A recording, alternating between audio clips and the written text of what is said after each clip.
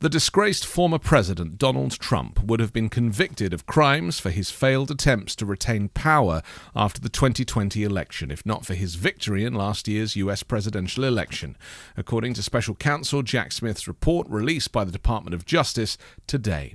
Smith, appointed as a special counsel after the January 6, 2021 Capitol insurrection, investigated Trump's efforts to overturn the 2020 election. His findings, submitted to Attorney General Merrick Garland, culminated in a detailed report asserting that sufficient evidence existed to convict Trump if his 2024 election win had not made prosecution impossible.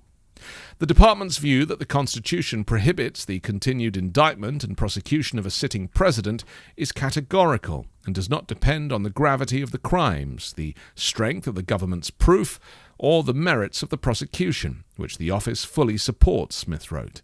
He added, but for Mr. Trump's election and imminent return to the presidency, the admissible evidence was sufficient to secure a conviction at trial. Trump was previously impeached for his role in the January 6 riot and indicted by the Department of Justice on charges including conspiracy to defraud the United States. Trump pleaded not guilty to all charges, portraying the investigations as politically motivated attempts to undermine his campaign and political movement. In a post on Truth Social, Trump dismissed Smith as a lame-brain prosecutor and falsely accused him of failing to advance the case before the election. Trump has consistently claimed that his legal troubles were part of a broader effort to derail his political comeback. Smith's report meticulously outlines Trump's alleged actions, including pressuring state officials, organizing alternate electors, and encouraging protests against the election results. It emphasizes that Trump directed his claims exclusively at Republican state legislators and executives in battleground states he lost. The report also highlights Trump's repeated dissemination of demonstrably false claims about the 2020 election, which fueled his pressure campaign and contributed to the January 6 attack. Prosecutors considered charging Trump under the Insurrection Act for inciting the January 6 violence, but ultimately declined, citing legal risks and insufficient evidence of his intent to provoke the full extent of the riot. Instead, Trump was charged with conspiring to obstruct election certification, defrauding voters of accurate results, and depriving them of their voting rights. Smith also addressed allegations from Trump and his allies that the investigation was politically motivated, writing, "My office had one North Star, to follow the facts and the law wherever they led, nothing more, nothing less. Claims that my decisions were influenced by political actors are, in a word, laughable." The report acknowledges challenges stemming from the Justice Department's policy prohibiting the prosecution of a sitting president and a Supreme Court ruling expanding presidential immunity. These factors ultimately led to the dismissal of charges against Trump after his 2024 victory. In a letter to Garland accompanying the report, Smith emphasized the importance of pursuing justice. While we were unable to bring these cases to trial, our team's commitment to the rule of law matters. The example we set in standing up for justice, regardless of personal cost, matters. A second section of the report addresses Trump's alleged illegal retention of sensitive national security documents after leaving office in 2021.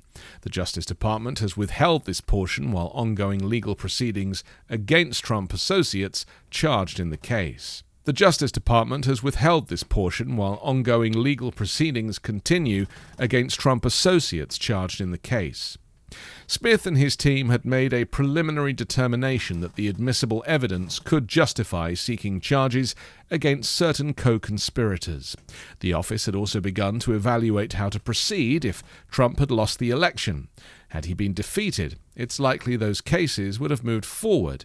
In fact, related charges currently pending in state courts against individuals not shielded by the immunity doctrine established in U.S. versus Trump. If Donald Trump was the defendant, the U.S. Supreme Court was his enabler. The immunity decision, deeply flawed and without foundation in American legal precedent, alongside the Supreme Court's prolonged delays, effectively blocked a trial that might otherwise have taken place. That trial, initially scheduled for March 4, 2024, could have proceeded if the Supreme Court had acted with the urgency seen in comparable historical cases. Instead, the court's hesitation in addressing the matter in December 2023 derailed the process.